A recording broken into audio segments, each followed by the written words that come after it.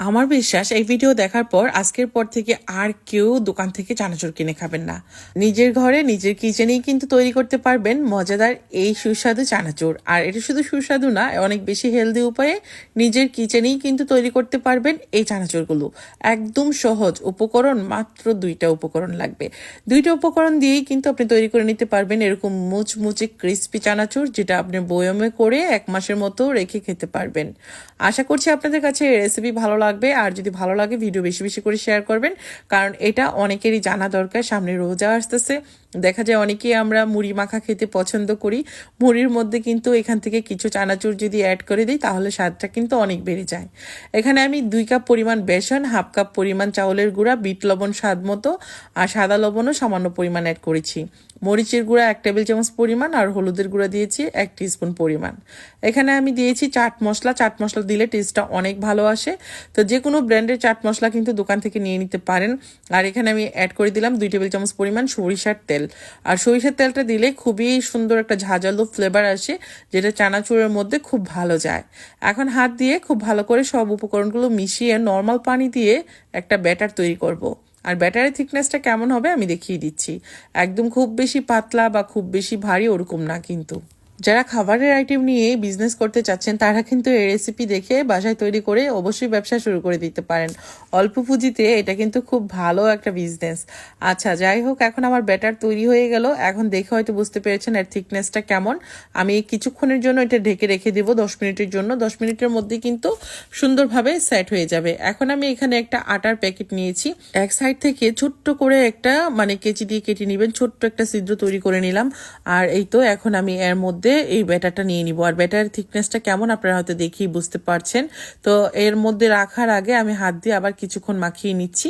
এটা কিন্তু খুব বেশি পাতলা বা খুব বেশি ভারী ওরকম না।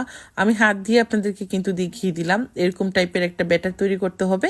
এখন আমি সম্পূর্ণ ব্যাটারটা নিয়ে নিচ্ছি যতটুকু আর কি আমার লাগবে, তারপর বাকি অংশটাও নিব। এখানে তেল আগে থেকে গরম করে নিয়েছি। আর এখন হয়তো আপনারা দেখেই বুঝতে পারছেন যে কাজটা করছি এটা দেখে বুঝে নিতে হবে, বলে দেওয়ার কিছু নেই। তো এইভাবে করে হাতটা নাড়িয়ে নাড়িয়ে দিতে থাকবেন, এলোমেলো পাথারি, কোনো সমস্যা নেই। কারণ এটা কিন্তু খুবই অল্প সময় লাগবে ভাজতে, খুব বেশি সময় না। এই ধরুন 2 মিনিটের মধ্যেই কিন্তু এটা ভাজা হয়ে যাবে। এখন আমি তুলে নিচ্ছি। এটা অনেক বেশি ক্রিস্পি। আর যখন বাসায় তৈরি করবেন দেখবেন সারা বাড়িতে কিন্তু সুন্দর একটা ঝাঁঝালো স্মেল তৈরি হয়ে যাবে। সব কিচেনের দিকে দৌড়াতে শুরু করবে, আমার যেটা হয় আর কি। আর এই তো আমি তো ভাজতে ভাজতে কিছুটা খেয়ে নিই, আমার কাছে এত বেশি টেস্টি লাগে। আমি যখন এই রেসিপিটা শিখেছিলাম তারপর থেকে কিন্তু আমি আর বাহির থেকে কখনো চানাচুর কিনে আনি না। আই হোপ আপনারা যখন বাসায় এই রেসিপি দেখে তৈরি করবেন আপনারাও কিন্তু বাইরে থেকে চানাচুর কেনা একদম বন্ধ করে দিবেন। তো এইভাবে করে আমি সবগুলো ভেজে নিচ্ছি। আমি এখন কিভাবে এটাকে সুন্দরভাবে রেখে দিই সেই প্রসেসটা আপনাদেরকে দেখিয়ে দেব। কিছুটা ঠান্ডা হওয়ার পর আমি চানাচুরগুলোকে ভেঙে নিব। আর এখানে এর সঙ্গে অ্যাড করে দিচ্ছি কিছু চিড়া, আর অল্প একটু চিড়া আমি এখানে ভেজে নিলাম। ভাজা হয়ে গেলে তুলে নিব। তোলার পর এর সাথে অ্যাড করে দিব আরও কিছু উপকরণ আমি এখানে অ্যাড করব।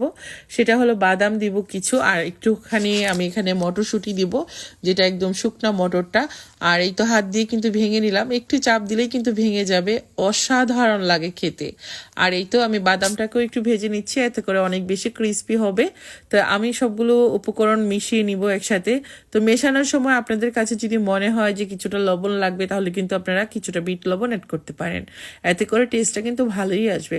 এখন তো শুধু খাওয়া, কোনো কথা নাই।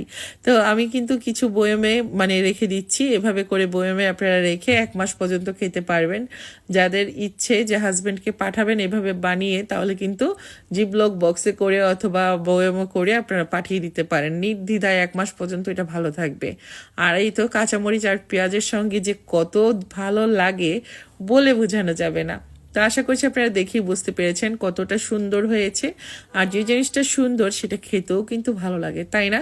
তো আজকের মতো বিদায় নিয়ে নিচ্ছি। ইনশাআল্লাহ পরবর্তীতে আবারও নতুন কোনো রেসিপি নিয়ে হাজির হয়ে যাব।